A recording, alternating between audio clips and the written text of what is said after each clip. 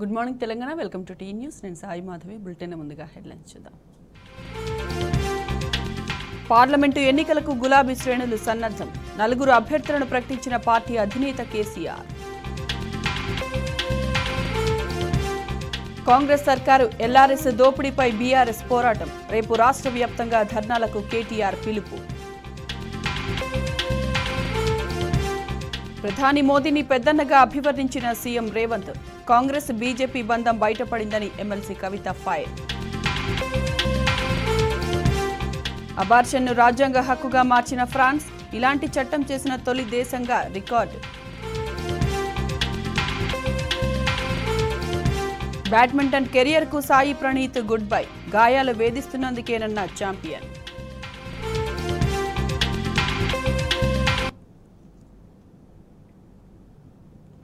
హైదరాబాద్ నాచారంలోని పారిశ్రామికవాడలో భారీ అగ్ని ప్రమాదం సంభవించింది పెస్టిసైడ్స్ తయారు చేసే శ్రీకర్ బయోటెక్ కంపెనీలో మంటలు చెలరేగాయి స్థానికుల సమాచారంతో ఘటనా స్థలికి చేరుకున్న అగ్నిమాపక సిబ్బంది మంటలను అదుపులోకి తీసుకొచ్చారు ఈ ప్రమాదంలో భారీగా ఆస్తి నష్టం జరిగినట్లు తెలుస్తోంది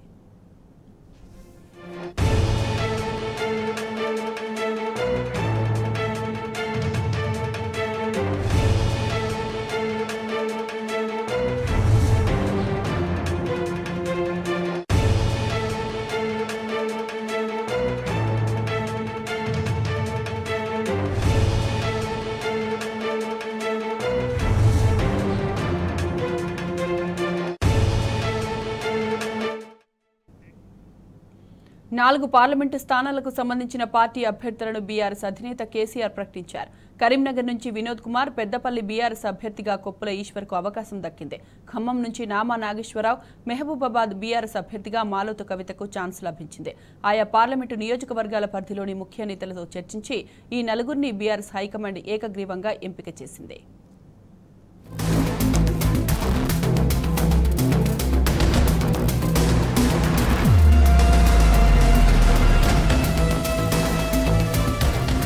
పార్లమెంటు ఎన్నికలకు బీఆర్ఎస్ సమాయత్తమవుతోంది గులాబీ శ్రేణులందరితో పాటు వరుసగా సమావేశాలు ఏర్పాటు చేస్తున్న బీఆర్ఎస్ అధినేత కేసీఆర్ తాజాగా కరీంనగర్ పెద్దపల్లి ఖమ్మం మహబూబాబాద్ స్థానాలకు గులాబీ అభ్యర్థులను ప్రకటించారు ఈ లిస్టులో కరీంనగర్ నుంచి వినోద్ కుమార్ పెద్దపల్లి ఎంపీ అభ్యర్థిగా కొప్పుల ఈశ్వర్ కు ఛాన్స్ లభించింది ఖమ్మం నుంచి నామా నాగేశ్వరరావు మహబూబాబాద్ నుంచి మాలోత్ కవితకు అవకాశం దక్కింది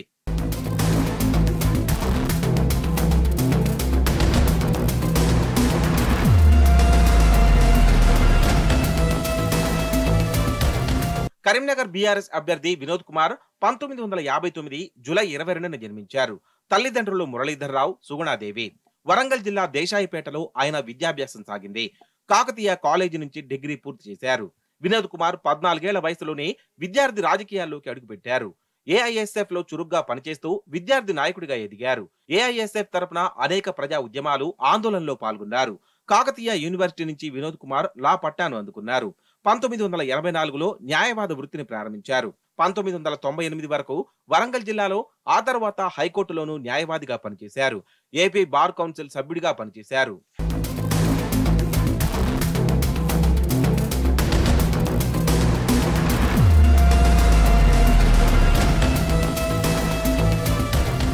మలిదశ తెలంగాణ ఉద్యమంలో వినోద్ కుమార్ చురుగ్గా వ్యవహరించారు తెలంగాణ ప్రాంతంలో నిర్వహించిన అనేక చర్చలు సెమినార్లు రౌండ్ టేబుల్ సమావేశాల్లో పాల్గొని ప్రజలను జాగృతం చేశారు ఈ క్రమంలోనే టీఆర్ఎస్ అధినేత కేసీఆర్ కు దగ్గరయ్యారు టీఆర్ఎస్ వ్యవస్థాపక సభ్యుల్లో ఒకరు వినోద్ కుమార్ 2001 నుంచి పార్టీలో కీలకంగా పనిచేస్తున్నారాయన తొలిసారిగా 2004లో ఆయన హన్మకొండ నియోజకవర్గం నుంచి ఎంపీగా విజయం సాధించారు ఆ తర్వాత 2014లో కరీంనగర్ ఎంపీ స్థానం నుంచి విజయఢంకా మోగించారు టీఆర్ఎస్ పొలిట్ బ్యూరో సభ్యుడిగా లోక్సభలో పార్టీ డిప్యూటీ ఫ్లోర్ లీడర్ గాను పనిచేశారు 2019 పార్లమెంటు ఎన్నికల్లో ఆయనకు ఓటమి ఎదురైంది ఆ తర్వాత తెలంగాణ ప్రభుత్వం ఆయనను ప్రణాళికా సంఘం ఉపాధ్యక్షుడిగా నియమించింది ప్రస్తుతం ఉమ్మడి కరీంనగర్ జిల్లాలో బీఆర్ఎస్ కు కీలక నాయకుడిగా వినోద్ ఉన్నారు అనుభవం ఇతర అంశాలన్నింటినీ పరిగణలోకి తీసుకుని వినోద్ కుమార్ కు కరీంనగర్ ఎంపీ అభ్యర్థిగా మరో అవకాశం దక్కింది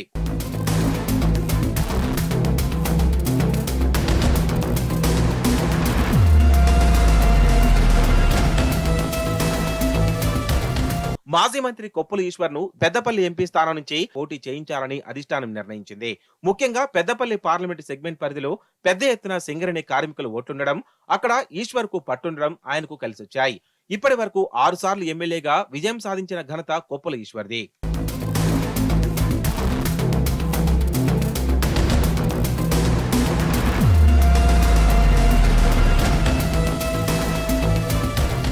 కొప్పుల ఈశ్వర్ 1959 ఏప్రిల్ 20న లింగయ్య మల్లమ్మ దంపతులకు జన్మించారు. ఆయన స్వస్థలం పెద్దపల్లి జిల్లా జోలపల్లి మండలం కుమ్మరికుంట గ్రామం. వృత్తిరీత్యా తండ్రి సింగరేణిలో ఉద్యోగం కావడంతో గోదావరి ఖనిలో ఈ కుటుంబం సెటిల్ అయింది. BA పూర్తి చేసి సింగరేణిలో బొగ్గుగని కార్మికుడిగా జీవనం ప్రారంభించిన కొప్పుల ఈశ్వర్ 27 సంవత్సరాలు ఆ సంస్థలో పనిచేశారు. 1994లో జరిగిన అసెంబ్లీ ఎన్నికల్లో తొలిసారిగా పోటీ చేసిన ఆయన 15,319 ఓట్లతో ఓడిపోయారు. ఆ తర్వాత 2001లో టీఆర్ఎస్ లో చేరి తెలంగాణ ఉద్యమంలో చురుగ్గా పాల్గొన్నారు. అప్పటి నుంచి ఆయన జీవితం మరో మలుపు తిరిగింది. 2004లో టీఆర్ఎస్ అభ్యర్థిగా రంగంలోకి దిగిన కొప్పుల ఈశ్వర్ టీడీపీ అభ్యర్థి మాలెం మల్లేష్ పై 56,563 ఓట్లతో గెలుపొందారు. 2004లో తొలిసారిగా మేడారం ఎమ్మెల్యేగా శాసనసభలోకి అడుగుపెట్టారు. తెలంగాణ ఉద్యమ నేపథ్యంలో ఎమ్మెల్యే పదవికి రాజీనామా సమర్పించి 2008లో జరిగిన ఉప ఎన్నికల్లో మరోసారి విజయం ఆయననే వరించింది. 2009లో నియోజకవర్గాల పునర్విభజనలో మేడారం రద్దు కావడంతో ఆయన ధర్మపురి నుంచి పోటీ చేశారు. నాటి కాంగ్రెస్ అభ్యర్థి లక్ష్మణ్ కుమార్ పై ఘన విజయం సాధించారు. తెలంగాణ ఉద్యమ నేపథ్యంలో మరోసారి రాజీనామా చేశారు. 2010 ఉప ఎన్నికల్లో మళ్లీ విజయం ఆయననే వరించింది. 2014 ఎన్నికల్లో మరోసారి విజయ ఢంకా మోగించారు. 2014-2018 మధ్య చీఫ్ విప్ గా పనిచేశారు. 2018లో ఎన్నికల్లో ఆరోసారి గెలిచి సత్తా చాటారు. ఈ గెలుపుతో ఆయనకు కేసీఆర్ కేబినెట్ లో చోటు దక్కింది. షెడ్యూల్డ్ కులాలు, ఆదివాసీలు, బలహీన వర్గాల సంక్షేమ మంత్రిగా కొప్పుల ఈశ్వర్ పనిచేశారు. సుదీర్ఘ అనుభవం ఉన్న కొప్పుల బరిలో నిలిపితే సత్తా చాటొచ్చున్న వ్యూహంతో పెద్దపల్లి ఎంపీ స్థానం నుంచి బీఆర్ఎస్ అభ్యర్థిగా ఆయనకు హైకమాండ్ అవకాశం కల్పించింది.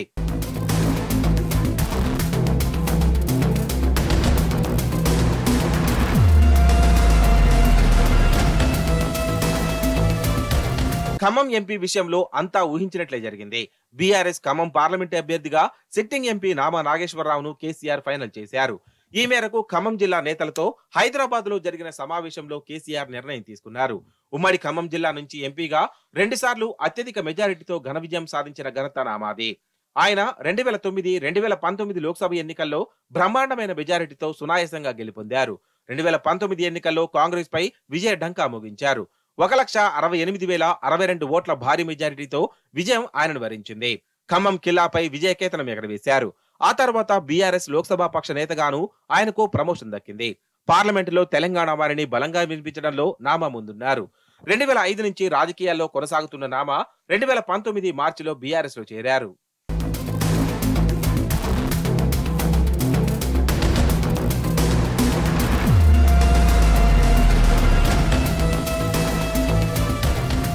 పూర్వ వరంగల్ జిల్లా డోర్నకల్ మండలం బలపాల గ్రామంలో మధ్యతరగతి రైతు కుటుంబంలో నామా నాగేశ్వరరావు జన్మించారు. నామా ముత్తయ్య, నామా వరలక్ష్మి దంపతుల పెద్ద కుమారుడే నామా నాగేశ్వరరావు. పారిశ్రామికవేత్తగా రాణించిన నామా ఆ తర్వాత రాజకీయాల్లోనూ తన మార్కును చాటారు. పార్లమెంటు సభ్యునిగా ఉమ్మడి ఖమ్మం జిల్లా అభివృద్ధికి ఎనలేని కృషి చేశారు. స్వరాష్ట్రం సాధించిన తర్వాత పెండింగ్ ప్రాజెక్టులు, నిధుల గురించి లోక్సభలో పెద్ద ఎత్తున గళం వినిపించారు. కేసీఆర్, కేటీఆర్ ఆదేశాల మేరకు ఢిల్లీ కేంద్రంగా అవిశ్రాంతంగా పోరాడుతూ పోరాట యోధుడిగా పేరు తెచ్చుకున్నారు. అందుకే కేసీఆర్ ఆయనకు మరో అవకాశం కల్పించారు. నామా అభ్యర్థిత్వాన్ని మళ్లీ ఖరారు చేశారు. ఖమ్మం నుంచి నామా అయితేనే అందరినీ కలుపుకొని పోయి సునాయాసంగా ప్రత్యర్థిపై ఘన విజయం సాధిస్తారని కేసీఆర్ బలంగా విశ్వసించారు. అందుకే నామాకు బీఆర్ఎస్ ఖమ్మం ఎంపీ అభ్యర్థిగా మరో అవకాశం ఇచ్చారు.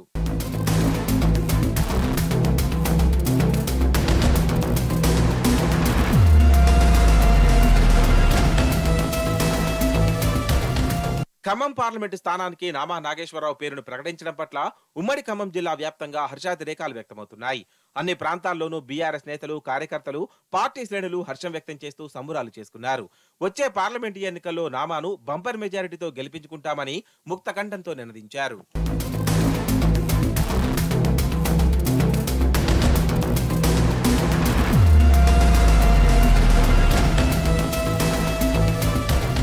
మహబూబాబాద్ బీఆర్ఎస్ ఎంపీ అభ్యర్థి మాలోద్ కవిత 1980లో జన్మించారు. తల్లిదండ్రులు రెడ్డినాయక్, లక్ష్మి. ఆమె స్వస్థలం డోర్నకల్ నియోజకవర్గం చిన్నగూడూరు మండలం ఉగ్గంపల్లి గ్రామం. వరంగల్ ఫాతిమా స్కూల్లో కవిత విద్యాభ్యాసం సాగింది. ఆ తర్వాత బద్రునాయక్ తో ఆమె వివాహం జరిగింది. తన తండ్రి రెడ్డినాయక్ నుంచి నాయకత్వ లక్షణాలను పుణికిపుచ్చుకున్న కవిత వివాహం అనంతరం 2009లో పొలిటికల్ ఎంట్రీ ఇచ్చారు. మహబూబాబాద్ నుంచి విజయ ఢంకా మోగించారు. అయితే మారిన రాజకీయ పరిస్థితులతో 2014లో ఆమెకు ఓటమి ఎదురైంది. ఓడిపోయిన అనంతరం తండ్రి రెడ్డి నాయక్తో కలిసి 2014 నవంబర్లో కవిత టీఆర్ఎస్ లో చేరారు.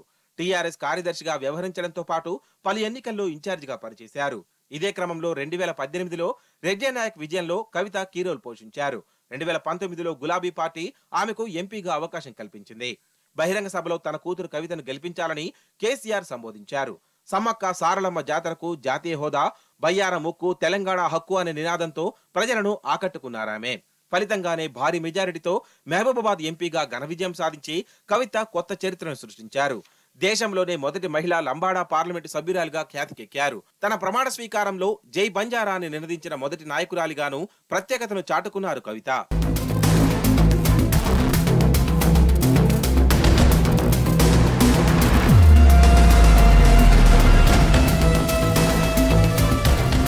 మహబూబాబాద్ ఎంపీగా అద్భుత పనితీరుతో అందరినీ ఆకట్టుకున్నారు కవిత. 24 గంటలు అందరికీ అందుబాటులో ఉంటారామె. ప్రతి ఒక్కరి సమస్య విని వెంటనే పరిష్కరించడం ఆమెకు అలవాటు. తండ్రిని మించిన తనయుగా మంచి పేరు తెచ్చుకున్నారు. కరోనా కష్టకాలంలో మహబూబాబాద్ ఎంపీగా అందరికీ చేరువయ్యారు కవిత. అటవీ ఏజెన్సీ ప్రాంతాల్లో పర్యటించి నిత్యావసర సరుకులు పంపిణీ చేశారు. భారీ వర్షాలు, వరదలు వచ్చినప్పుడు కూడా కవిత పెద్ద మనసును చాటుకున్నారు. ములుగు, ఏటూరు, నాగారం, భద్రాచలం తదితర వరద ముప్పు గ్రామాల్లో పర్యటించి నిరుపేదలకు అన్ని విధాల ఆపన్న హస్తం అందించారు. వివాదాలకు దూరంగా ఉంటూ క్లీన్ ఇమేజ్ ను కవిత సంపాదించుకున్నారు. మంచి వాక్చాతుర్యం, అందరినీ పలకరించే తత్వం, ఎంత ఎదిగినా ఒదిగే ఉండే అసలు సిసలైన ప్రజా నాయకురాలు కవిత. ఈ నేపథ్యంలో ఇప్పుడు మరోసారి ఎంపీగా పోటీ చేసే అవకాశం ఆమెకు దక్కింది.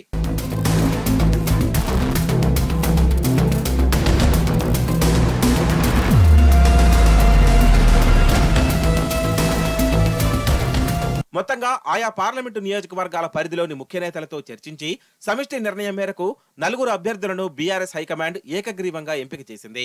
ఈ అభ్యర్థులను ప్రకటించిన బీఆర్ఎస్ అధినేత కేసీఆర్ వారికి శుభాకాంక్షలు తెలిపారు.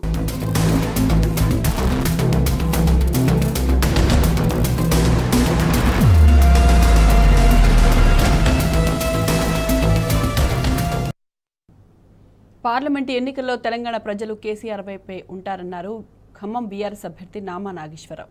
అభ్యర్థిత్వం ఖరారైన అనంతరం మీడియాతో మాట్లాడిన ఆయన గెలుపు ధీమాను వ్యక్తం చేశారు. ఖమ్మంలో రాహుల్ గాంధీతో సహా ఎవరు పోటీ చేసినా ఎదుర్కొంటారని నామా నాగేశ్వరరావు స్పష్టం చేశారు. ఖమ్మం జిల్లా అదేవిధంగా మహబూబాబాద్ పార్లమెంటు ముఖ్య కార్యకర్తల సమావేశం, ముఖ్య నాయకుల్ని పిలిచి మా నాయకుడు కేసీఆర్ గారు మాట్లాడటం జరిగింది.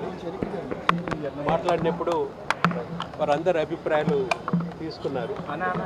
అభిప్రాయాలు తీసుకొని మనకి క్యాండిడేట్స్ గురించి ఎవరైతే బాగుంటుందంటే వారు అందరూ కూడా వారి అభిప్రాయాలు మా నాయకుడు కేసీఆర్ గారికి ఇచ్చారు. అందులో భాగంగా మా నాయకుడు బహుశా 1-2 రోజులలో అఫీషియల్గా ప్రకటన చేస్తారు. కొంతమంది చెప్తున్నారు ప్రకటన చేశారని. ఏదేమైనా కూడా కార్యకర్తలు, ముఖ్య నాయకులు అందరూ కూడా ఏకగ్రీవంగా ఒకే మాటతో ఇటు ఖమ్మం అభ్యర్థిగా అటు మహబూబాబాద్ అభ్యర్థిగా వారి అభిప్రాయాలు తీసుకున్నారు. అందులో ఏకగ్రీవంగా నా పేరు ప్రపోజ్ చేశారు. అదేవిధంగా మహబూబాబాద్లో మాలోతి కవిత గారి పేరు కూడా ప్రపోజ్ చేశారు. ఏదేమైనా కూడా మా నాయకుడు తీసుకున్నటువంటి నిర్ణయానికి తప్పకుండా కూడా ప్రజల మద్దతు కావాలని, 25 సంవత్సరాల నుంచి కూడా ప్రజా జీవితంలో ఉన్నటువంటి వాడిని, ప్రజలకి సేవ చేసినటువంటి వాడిని, ప్రజా జీవితంలోకి రాకముందు కూడా ఖమ్మం జిల్లాలో మొత్తం కూడా మా నాన్నగారు పేరు మీద ట్రస్ట్ పెట్టి మరి ముఖ్యంగా కనుక చూసినట్టయితే తాగటానికి నీళ్లు లేక, సాగుకు నీళ్ళు లేక ఎన్నో ఇబ్బందులు పడ్డటువంటి పరిస్థితుల్లో ఆ రోజున నేను తాగటానికి నీళ్ళకి ట్యాంకర్ల ద్వారా ఇచ్చాను. మా నాయకుడు కేసీఆర్ గారు వచ్చిన తర్వాతనే తెలంగాణలో మొత్తం కూడా తాగుకి ఇబ్బంది లేకుండా, సాగుకి ఇబ్బంది లేకుండా బ్రహ్మాండంగా అన్ని విధాలు కూడా నీళ్ళు ఇవ్వటం జరిగింది. రైతాంగాన్ని అక్కువ చేర్చుకొని ఇవాళ భారతదేశంలో అంత పంట విషయంలో కనుక చూసినట్టయితే మొన్నటి వరకు కూడా నెంబర్ 1గా తెలంగాణ రాష్ట్రాన్ని అభివృద్ధి చేసేటువంటి నాయకుడు. ఏదేమైనా కూడా మొన్న అసెంబ్లీలో కొంత తీర్పు వేరైనప్పటికి కూడా మాకు గట్టి నమ్మకం ఉంది. మళ్ళీ తప్పకుండా కూడా పార్లమెంట్లో బీఆర్ఎస్ పార్టీ తరఫున అభ్యర్థులను తప్పకుండా కూడా గెలిపిస్తారని, తెలంగాణ ప్రజలు మా పక్కన ఉంటారని, మేము కూడా రేపు రాబోయే టైంలో తప్పకుండా కూడా ఏ విధంగానైతే పార్లమెంట్లో ఏ విధంగానైతే తెలంగాణ వారిని నిలిపించామో, తెలంగాణ సమస్యల గురించి పోరాడామో, రేపు రాబోయే టైంలో కూడా మీరందరి ఆశీర్వాదం బీఆర్ఎస్ పార్టీకి, మా నాయకుడు కేసీఆర్ గారికి, మా అభ్యర్థులు ఎవరైతే అఫీషియల్గా డిక్లేర్ చేసి బీఫామ్ ఇచ్చిన తర్వాత వారందరూ కూడా మీ మద్దతు ఉండాలని నీ తెలంగాణ ప్రజానీకాన్ని అందరూ కూడా మనస్ఫూర్తిగా కోరుకుంటున్నాను. మెహబూబాబాద్ పార్లమెంటు సెగ్మెంట్లో బీఆర్ఎస్ జెండా మళ్లీ ఎగిరేస్తామని ఎంపీ మాలోత్ కవిత తేల్చి చెప్పారు. తనపై ఎంతో నమ్మకంతో మళ్లీ అవకాశం ఇచ్చిన బీఆర్ఎస్ అధినేత కేసీఆర్కు ప్రత్యేకంగా ధన్యవాదాలు తెలిపారు. కాంగ్రెస్పై ఇప్పటికే ప్రజల్లో వ్యతిరేకత వచ్చిందని మాలోత్ కవిత చెప్పారు. బీఆర్ఎస్ ప్రభుత్వం అమలు చేసిన అభివృద్ధి సంక్షేమ కార్యక్రమాలే తనను గెలిపిస్తాయని తేల్చి చెప్పారు. కేసీఆర్ గారు మరొకసారి నాకు మహబూబాబాద్ పార్లమెంట్ సెగ్మెంట్ నుంచి పోటీ చేసే అవకాశం ఇచ్చినందుకు మనస్ఫూర్తిగా మా ప్రాంత ప్రజలందరి తరఫున కూడా మా మాజీ ముఖ్యమంత్రి కేసీఆర్ గారికి మరియు మా వర్కింగ్ ప్రెసిడెంట్ కేటీఆర్ గారికి మరి ఎంతో సహకారం చేసిన పెద్దలు హరీష్ అన్న గారికి మనస్ఫూర్తిగా మా పార్లమెంట్ సెగ్మెంట్లో ఉన్న ప్రజలందరి తరఫున, మా కార్యకర్తల తరఫున కూడా మనస్ఫూర్తిగా పార్టీ అధిష్టానానికి కూడా ధన్యవాదాలు తెలియపరుస్తూ ఉన్నాను.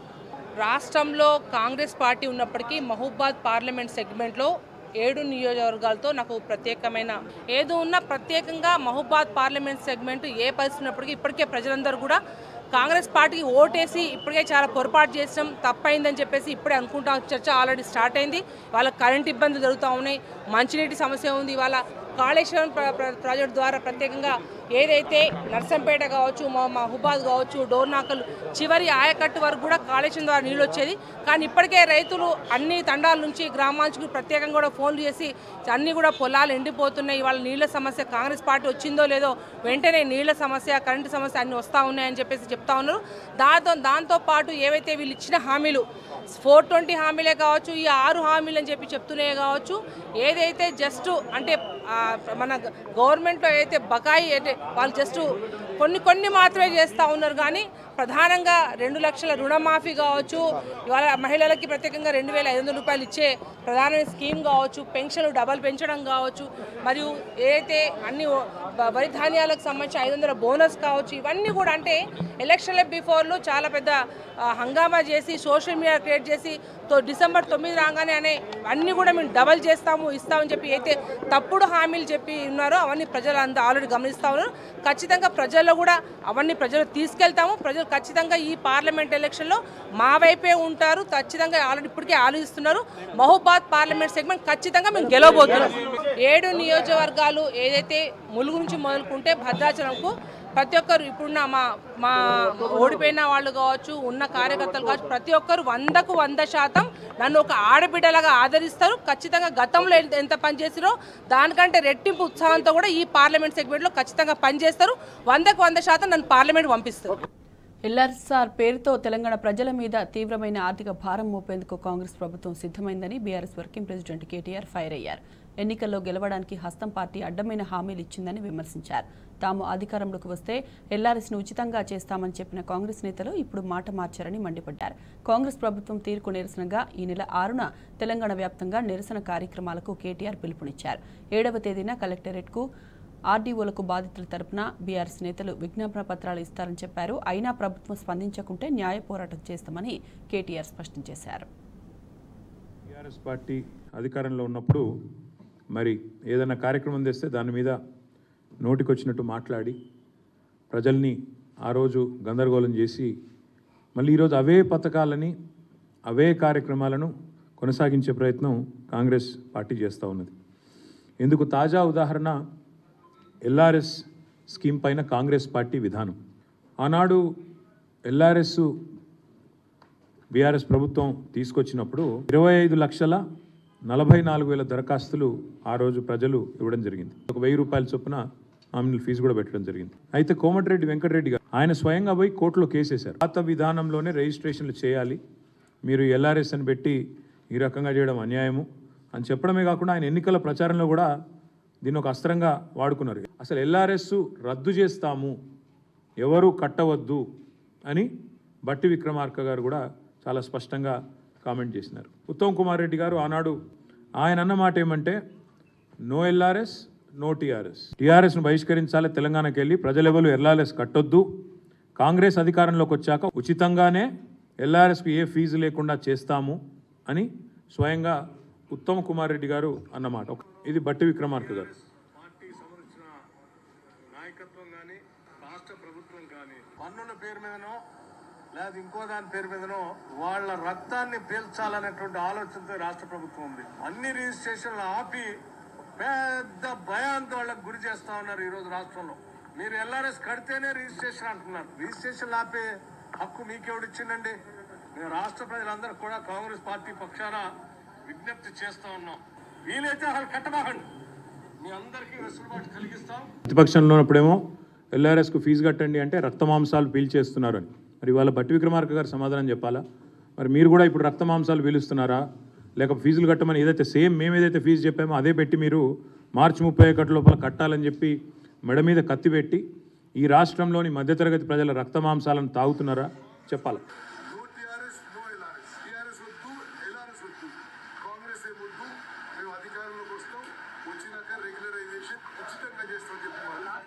మేము అధికారంలోకి వస్తాం, రాగానే ఉచితంగా చేస్తాం. ఇది ఆనాడు ఉత్తమ్ కుమార్ రెడ్డి గారు.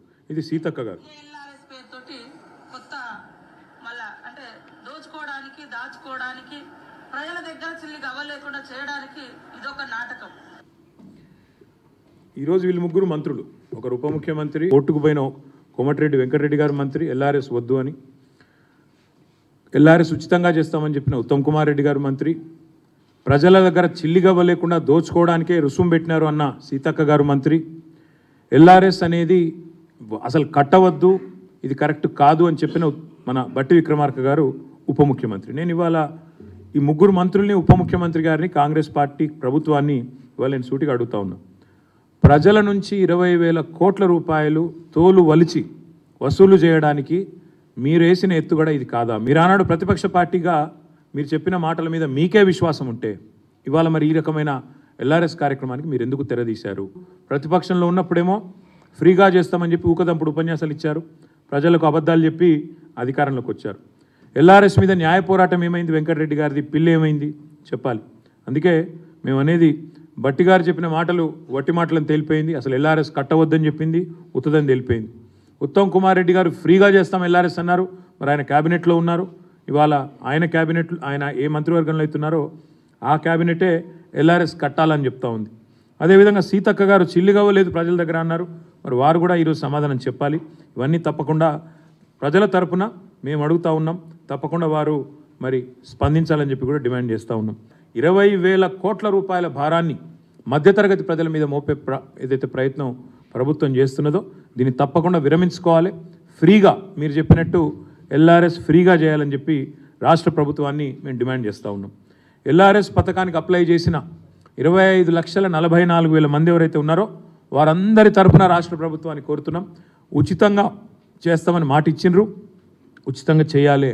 లేకపోతే ఒక్కొక్క కుటుంబం మీద దగ్గర ₹1,00,000 పైచిలకు భారం పడే ప్రమాదం ఉంది. ప్రజల నుంచి ముక్కు బిండి మార్చి 31 లోపల వసూలు చేయాలని ముఖ్యమంత్రి గారే టార్గెట్ ఇచ్చినట్టుగా మాకు సమాచారం ఉంది. తప్పకుండా ఈ విషయంలో వారి వైఖరిని మార్చుకోవాలని డిమాండ్ చేస్తూ ఉన్నాం. ఆ రోజు బట్టి విక్రమార్క గారు చేసిన డిమాండ్ని నేను పునరుద్ఘాటిస్తూ ఉన్నా. రిజిస్ట్రేషన్ ఆల్రెడీ అయిపోయింది, మళ్ళీ ఎల్ఆర్ఎస్ ఎందుకు కట్టాలి? అసలు ఎల్ఆర్ఎస్ కట్టకపోతే రిజిస్ట్రేషన్ ఆపే అధికారం మీకు ఎవడిచ్చిండు అనే మాట ఏదైతే అన్నారో నేను వారిని అదే గుర్తు చేస్తూ ఉన్నా. ఉచితంగా రెగ్యులరైజేషన్ చేస్తామన్న ఉత్తమ్ కుమార్ రెడ్డి గారి మాటలు ఒట్టి మాటలా లేదా నిజంగా చిత్తశుద్ధితో చెప్పిన మాటలా? తప్పకుండా వారు సమాధానం చెప్పాలి అనే మాట కూడా నేను డిమాండ్ చేస్తూ ఉన్నా.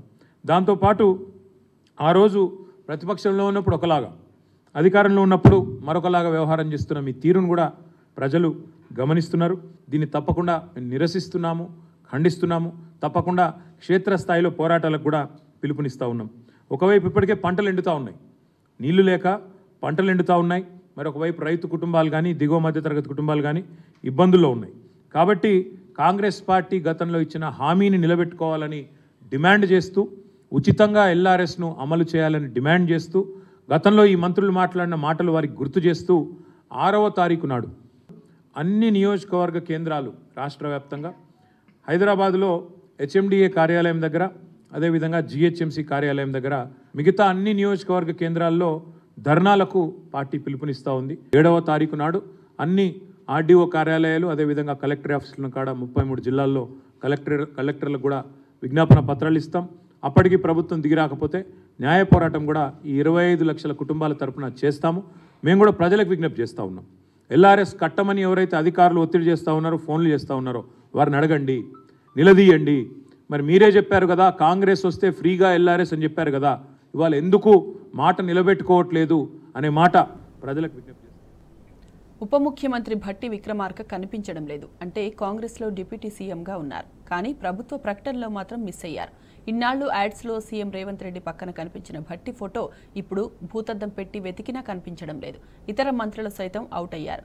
ఈ ఊహించని పరిణామంపై కాంగ్రెస్లో జోరుగా చర్చ జరుగుతోంది. రాజకీయ వర్గాలు సోషల్ మీడియాలోనూ చర్చించుకుంటున్నారు.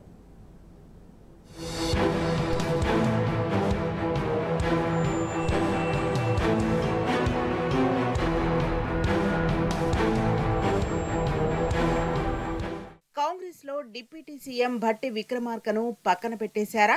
ప్రజాస్వామిక ప్రభుత్వం అని చెప్పుకునే కాంగ్రెస్ సర్కార్ ఏర్పడి 100 రోజులు కూడా కాకముందే వ్యక్తిస్వామ్యం మారిందా? ప్రజలకు, ప్రజా ప్రతినిధులకు స్వేచ్ఛ కల్పించామంటూ చేసిన ప్రకటనలన్నీ ఉత్తమాట్లేనా? ఇకపై మంత్రులకు రోజు అవమానాలేనా? ప్రస్తుత పరిణామాలు ఈ వాదనలకు ఊతమిస్తున్నాయి. హస్తం పార్టీలో సీఎం రేవంత్ రెడ్డి పట్టుబిగిసింది. కాంగ్రెస్ కట్టు తప్పింది.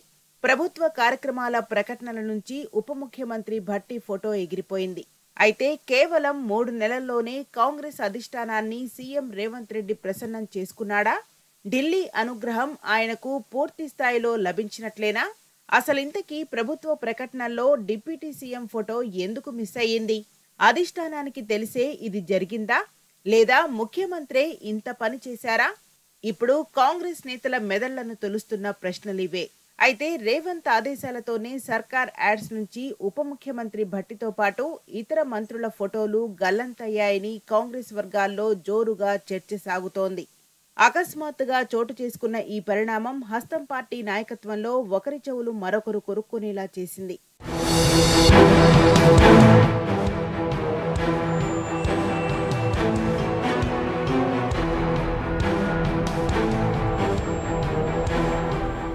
ఎల్బీ స్టేడియంలో సోమవారం 5,192 మంది లెక్చరర్లు, టీచర్లు, కానిస్టేబుల్, మెడికల్ సిబ్బందికి నియామక పత్రాలు అందజేశారు. ఈ సందర్భంగా సమాచార పౌర సంబంధాల విభాగం నుంచి కొన్ని పత్రికలకు మొదటి పేజీ ప్రకటనలు ఇచ్చారు. ఇవి కూడా గ్రేటర్ హైదరాబాద్ పరిధిలో కాకుండా మిగతా జిల్లాలకు వెళ్లేలా ఈ యాడ్స్ ఇచ్చారు. ఇందులో సీఎం రేవంత్ రెడ్డి ఫోటో మాత్రమే ముద్రించారు. ఇందిరాగాంధీ తప్ప మరో వ్యక్తి ఫోటో కనిపించలేదు. గతంలో డిప్యూటీ సీఎం భట్టి విక్రమార్క, సంబంధిత మంత్రుల ఫోటోలు ఆ ప్రకటనల్లో ఉండేవి. ఈసారి భట్టితో పాటు సంబంధిత మంత్రులను పక్కన పెట్టేశారు. ఈ నియామక పత్రాల్లో పోలీస్, విద్య, బీసీ సంక్షేమ, వైద్య ఆరోగ్య శాఖలకు చెందిన పోస్టులున్నాయి. వీటిలో పోలీస్, విద్యా శాఖలు సీఎం వద్దే ఉన్నాయి. మిగతా బీసీ సంక్షేమ శాఖ మంత్రి పొన్నం ప్రభాకర్, వైద్య ఆరోగ్య శాఖ మంత్రి దామోదర రాజనరసింహ ఫోటోలైనా వాడటం మర్యాద అని విశ్లేషకులు చెబుతున్నారు. తాజా పరిణామాలను బట్టి భట్టితో పాటు ఇతర మంత్రులందరినీ పక్కన పెట్టేసినట్టేనని, రేవంత్ మాత్రమే కనబడాలన్న భావన స్పష్టంగా కనిపిస్తున్నదని అంటున్నారు. ఇది ఖచ్చితంగా మంత్రులు పొన్నం ప్రభాకర్, దామోదర రాజనరసింహను అవమానించడమేనని భావిస్తున్నారు. కాంగ్రెస్ ప్రభుత్వం ప్రజాస్వామ్యం నుంచి వ్యక్తిస్వామ్యం వైపు మళ్లించడానికి ఇది ప్రత్యక్ష ఉదాహరణ అంటున్నారు. ఇప్పటికైనా డిప్యూటీ సీఎం, ఇతర మంత్రులు వాస్తవాలు గ్రహించాలని సూచిస్తున్నారు.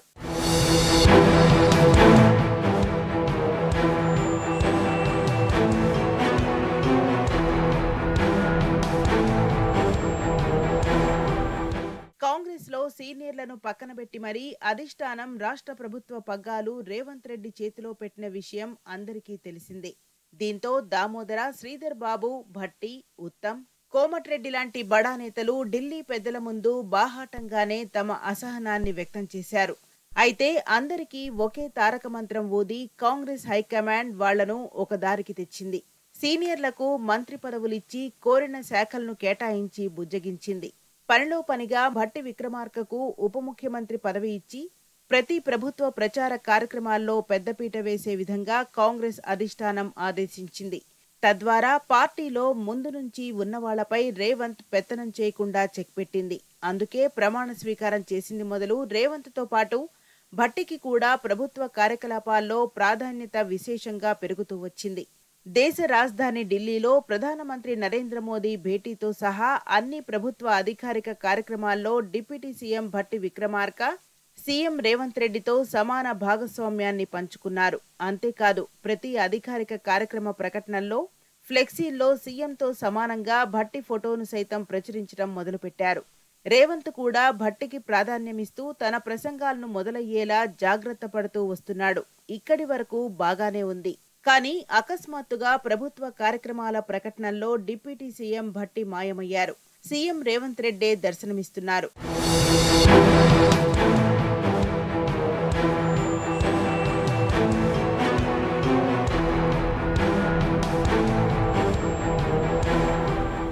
అయితే ప్రభుత్వ ప్రకటనల నుంచి సడన్ గా భట్టి విక్రమార్క ఛాయాచిత్రం మాయమవడం కాంగ్రెస్ లో ఆసక్తికర చర్చ జరుగుతోంది.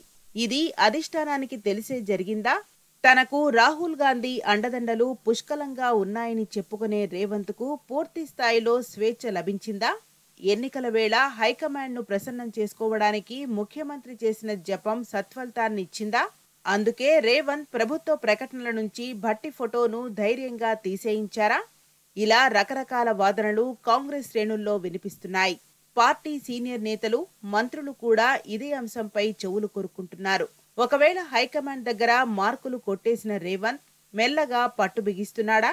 ఇదే నిజమైతే రేపటి రోజు తమపై కూడా ఆయన పెత్తనం చేస్తాడా అన్న శంక కాంగ్రెస్ నేతలను వేధిస్తోంది.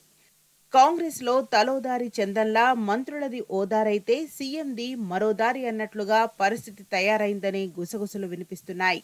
రాష్ట్ర ప్రభుత్వ పెద్దల మధ్య రాను రాను పొరపొచ్చాలు మరింత పెరిగి పార్లమెంట్ ఎన్నికల తర్వాత ముదిరి పాకాన పడ్డా ఆశ్చర్యం లేదని కాంగ్రెస్ మార్క్ రాజకీయాలను దగ్గర నుంచి గమనిస్తున్న రాజకీయ విశ్లేషకులు అభిప్రాయపడుతున్నారు.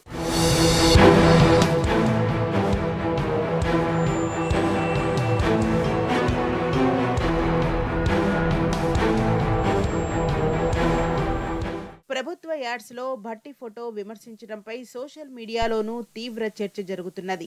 ఇది ముందుగా ఊహించిన పరిణామమేనని విశ్లేషకులు చెబుతున్నారు. రేవంత్ రెడ్డి స్వభావం తమకు ముందు నుంచి తెలుసని, భట్టి ఇతర మంత్రులకు ఇస్తున్న ప్రాధాన్యం 3 నాళ్ల ముచ్చటేనని అప్పుడే అనుకున్నామని అంటున్నారు. ప్రజా ప్రతినిధులకు అవమానాలు కాంగ్రెస్ పార్టీలో కొత్తేం కాదని గుర్తు చేస్తున్నారు. కాంగ్రెస్ ఇన్నాళ్లు తొడుక్కున్నా అందరం ఒక్కటే అనే ముసుగు తొలగిపోయి అంతా ఒక్కడే అనే అసలు రంగు బయటపడిందని బీఆర్ఎస్ నేతలు విమర్శిస్తున్నారు. భట్టి ఫోటో తీసేయడం ద్వారా రేవంత్ ఆయనకు బై బై చెప్పేశాడని సోషల్ మీడియాలో కామెంట్లు వస్తున్నాయి. రాను రాను ఇలాంటివి ఇంకెన్నో చూడాల్సి వస్తుందని కాంగ్రెస్ నేతలు సిద్ధంగా ఉండాలంటూ సలహాలిస్తున్నారు.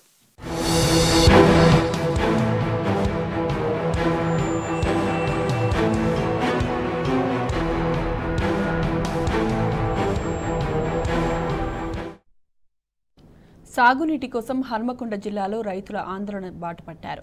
హసన్పర్తి మండలం అనంతసాగర్లో ఎస్ఆర్ఎస్పీ కాలువ దగ్గర జాతీయ రహదారిపై బైఠాయించారు. కరీంనగర్, వరంగల్ జాతీయ రహదారిపై ఇరువైపులా భారీగా వాహనాలు నిలిచిపోయాయి. 5 కిలోమీటర్ల మేర ట్రాఫిక్ జామ్ అయింది. సాగునీరు లేక పంటలు ఎండుతున్నాయని ఆవేదన వ్యక్తం చేశారు. పంటలు కాపాడేందుకు ఎస్ఆర్ఎస్పీ కాలువ నీళ్లు వాగులోకి విడుదల చేయాలని డిమాండ్ చేశారు.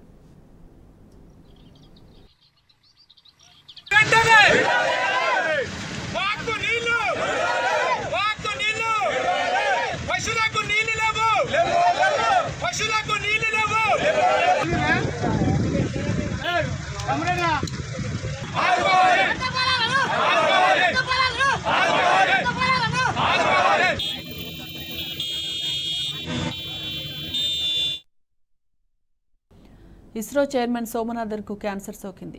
ఆదిత్య L1 ప్రయోగం రోజే తనకు క్యాన్సర్ బయటపడిందని తెలిపారు ఇస్రో చీఫ్. అయితే ప్రస్తుతం తాను పూర్తిగా కోలుకున్నట్లు ఓ ఇంటర్వ్యూలో చెప్పారు.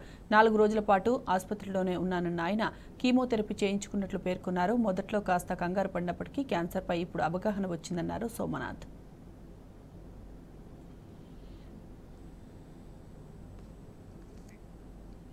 అమెరికా మాజీ అధ్యక్షుడు డొనాల్డ్ ట్రంప్కు భారీ ఊరట లభించింది. యుఎస్ క్యాపిటల్ భవనంపై దాడి కేసులో యుఎస్ సుప్రీంకోర్టు సంచలన తీర్పునిచ్చింది. కొలరాడో ప్రైమరీ బ్యాలెట్ నుంచి ఆయన పేరు తొలగించాలన్న రాష్ట్ర కోర్టు తీర్పును పక్కన పెట్టింది సుప్రీం. రాజ్యాంగంలో 14వ సవరణను వాడే అధికారం పార్లమెంటుకు తప్ప రాష్ట్రాలకు లేదని స్పష్టం చేసింది. దీంతో కొలరాడోతో పాటు ఇలినాయి, మెయిన్ వంటి రాష్ట్రాల ప్రైమరీల్లో ట్రంప్ పోటీకి మార్గం సుగమమైంది. ఈ తీర్పుపై హర్షం వ్యక్తం చేసిన ట్రంప్ ఇది అమెరికా సాధించిన ఘన విజయమన్నారు.